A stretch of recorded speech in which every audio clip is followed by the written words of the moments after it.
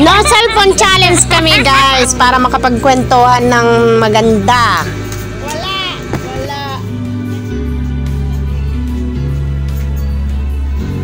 Pag nakikipag-inuman kayo, magkainuman kayo ng mga kamag-anak nyo, mas maganda na no cellphone kayo kasi kapag may cellphone kasi ang bawat isa, busy sa kadudot-dot ng cellphone.